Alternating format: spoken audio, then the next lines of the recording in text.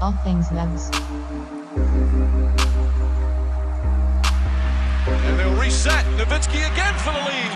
Bang! What is up, my fellow Mavs fans for life? It's your host, Jimmy Crowther of All Things Mavs, with you with another podcast, another All Things Mavs pod. And we are just doing a simple Q&A. Now, of course, in the last podcast, in case you missed it, you can go back and listen on podcast, Apple Podcast, or podcast, Anchor, Apple Podcast, Stitcher, YouTube, literally wherever you listen to podcasts, go listen to the last one. I broke down the Isaiah Roby signing. I talked more about, the schedule that's coming out. I talked a little bit about some more fun stuff that happened over Twitter. And now I'm just doing a simple Q&A. I want to get a bunch of y'all's questions in and just be able to answer them on this podcast because, this time of year, I talked about it last time, it's August. And the only basketball that's happening is like Team USA blue and white scrimmage, which Jalen Brunson is playing in. And that's the only reason I give two rips about it. Other than that, there's literally no basketball happening. It's super boring. So we're just going to answer your questions. I'm going to kind of jump around. I got questions coming in from YouTube, Apple Podcasts, from Twitter, a little bit on Facebook, which is, my older crowd. Shout out to you guys. So let's just jump around. I don't want to answer all of them because I want to split it up, maybe make it a two-parter Q&A so I can have some more to talk about on this next podcast. I just like answering y'all stuff. You guys hopefully pay attention to me, I think, most of the time, and I appreciate that. So we're going to get into that. Before I do, I want to give y'all a quick update on what's going on with Chat Sports. Of course, as you know, if you've been listening to me for a while or following me on Twitter, I am the on-air NBA host for Chat Sports. You can check us out on YouTube, youtube.com/chatsportstv. And I'm going home for the summer. Not going home for the summer. I'm going back to school now that summer's over. And I won't be doing as many videos for Chat Sports. But, lucky for me, they did ask me to keep doing videos from Stillwater, Oklahoma. And I'll be doing Mavs videos at least once a week for you guys. So have no fear. That'll still be up on YouTube, on the Chat Sports channel on a weekly basis. So that's my little life update. Getting back into the swing of things with school. My senior year, finally. It's just crazy that I'm a senior, but I'm excited to get into that. And then also, before we get into this podcast, I have to let you guys know, the Dunk Collection. You got to go follow them on Twitter, at @dunk_collection. They make cleaning up fun again. You're like, Jimmy, you can't make cleaning up fun. Well, they do it. I hate putting away my dirty laundry. I hate having to put it into a laundry hamper.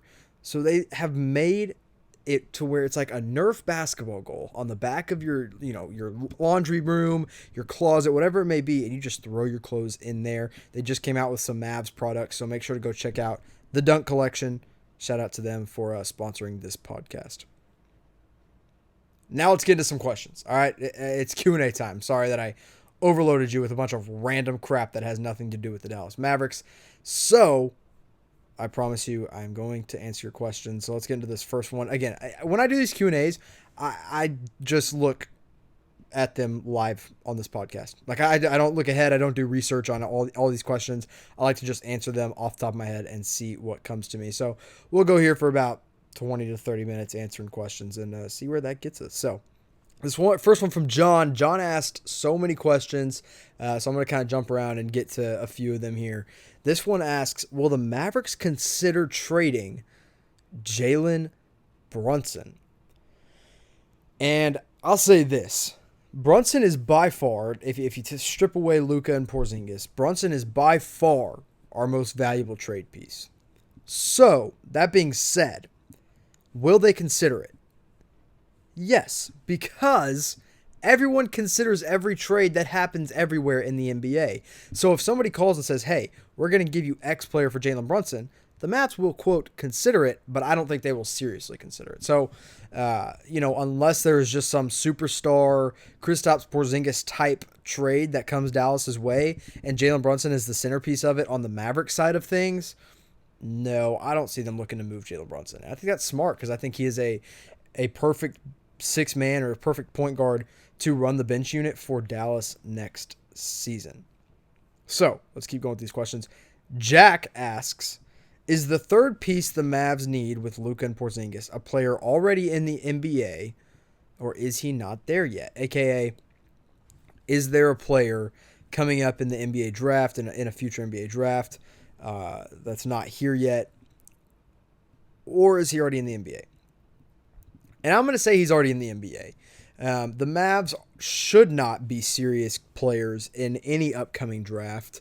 They will have their draft pick next summer, which I think is going to be huge because it's going to be a really good draft down in the 20s, which is hopefully where Dallas is picking, maybe the late teens. But you're not going to get the third piece in that draft. The third piece for Dallas, I believe, if they really need one, because, right now the NBA is full of duos. The NBA is a duo-driven team or league, and we see that with Porzingis and Doncic already. I think the third piece comes via a trade at some point. Maybe it's free agency, but I'm just not going to put all my chips in on Dallas Mavericks free agency because we've seen how that goes before, and so far it's let us down, to say the least, when going for that second piece or third piece in NBA free agency. So I'm banking on another trade from Cuban and Donnie to get a third piece if we need one. Because I think the quote-unquote third piece, and this may be a cop-out answer, could just be a team that is perfectly built around them. You get a good defensive guard, and we have that in DeLon Wright, but I'm talking another step up. You get a great shooting two guard, and I know we have that, but I'm talking another step up. So a third piece doesn't necessarily mean for me a third great player, a third superstar, a third all-star.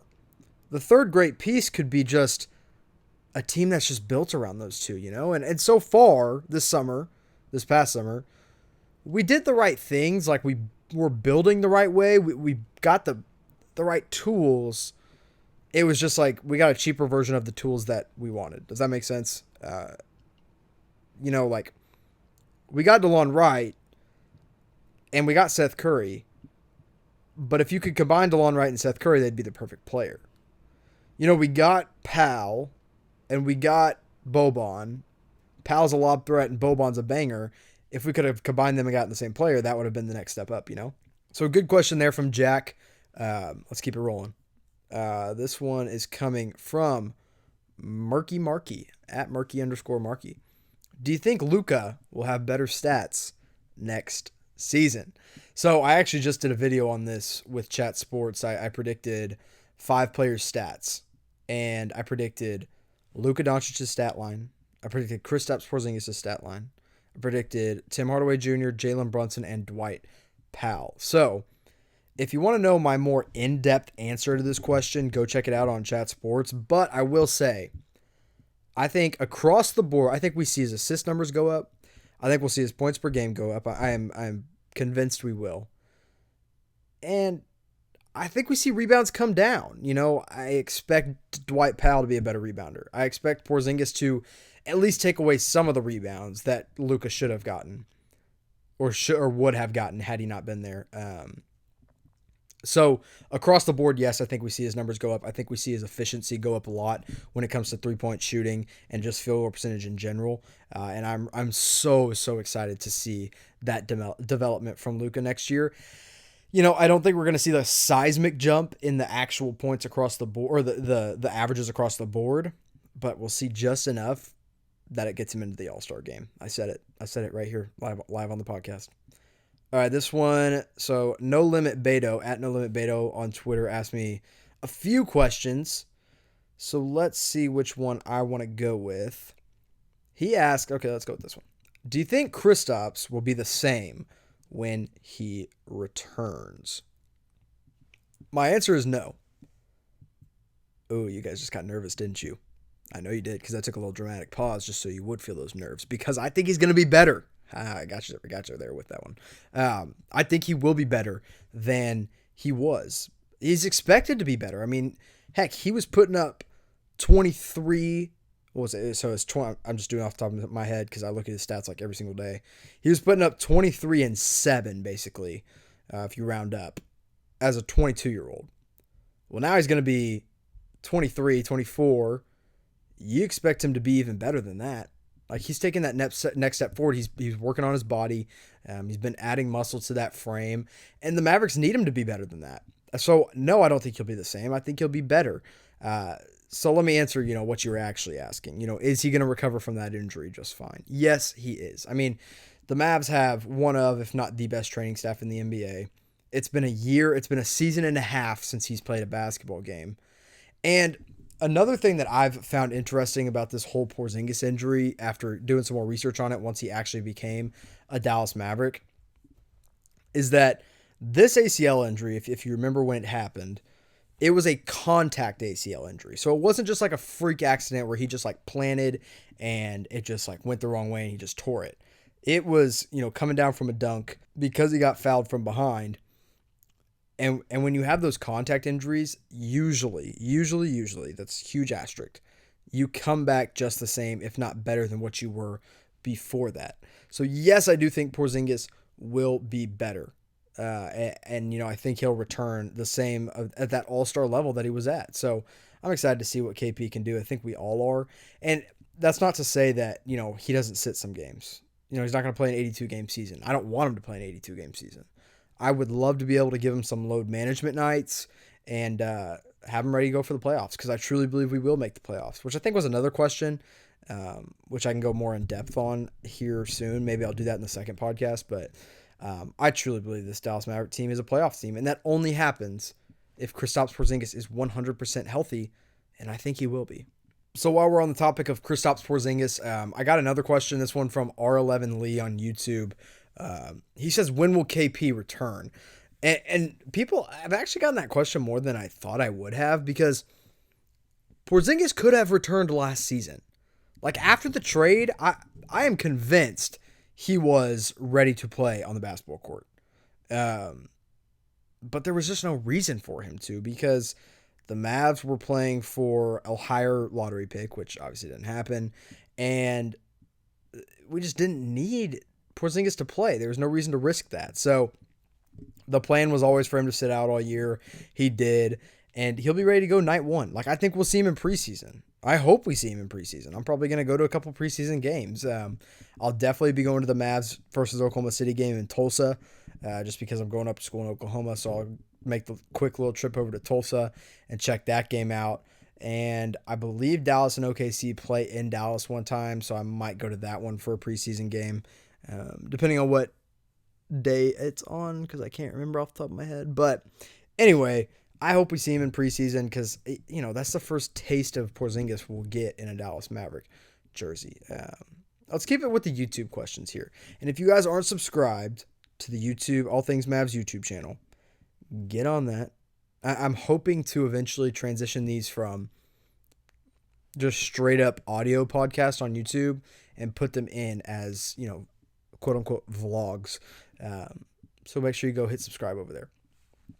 Alan Palacios on YouTube asks, what are some possible in-season trades the Mavs could make? I think a few people have asked this question, and right off the top of my head, it's kind of tough. I do think that door will be open for Danilo Gallinari in the middle of the season. I don't think he'll be a member of the Oklahoma City Thunder for very long. I just don't think it's reasonable. I don't think he needs to be, because they're not going anywhere. He's 30 years old, going into a contract year. I'm all for Danilo Gallinari there. Also, I've gotten some questions about Iguodala. And if an Iguodala trade happens, I think it has to happen before the season. Iguodala, it could happen in the middle of the year, but I don't think I'd want that. And I'll be honest, I don't think the Memphis Grizzlies are going to get what they're expecting to get back for Iguodala, which is a first-round pick. I think that's ridiculous. I don't think they have a realistic shot at getting a first-rounder for an aging Andre Iguodala. So I think there's a very real chance he gets bought out either before the season or, when after the trade deadline passes and all that stuff. And if he gets bought out, Dallas should be first in line to grab him. Stretch and wave Courtney Lee at that point and just give me Iguodala. That being said, let's talk about Courtney Lee for just a second. So obviously the Mavs got Courtney Lee in that trade for Porzingis and sent him and Tim Hardaway Jr. and he was basically a salary dump. He played in 22 games for the Mavs. He ended up starting in 4.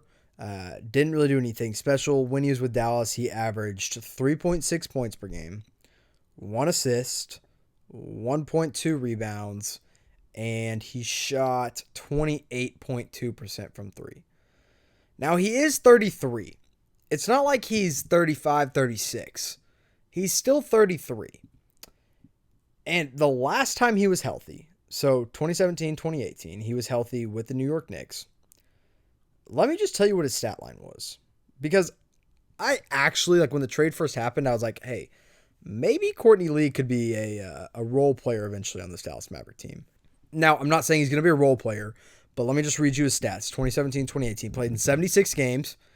He started in 69 games. He played 30 minutes per game. He scored 12 points.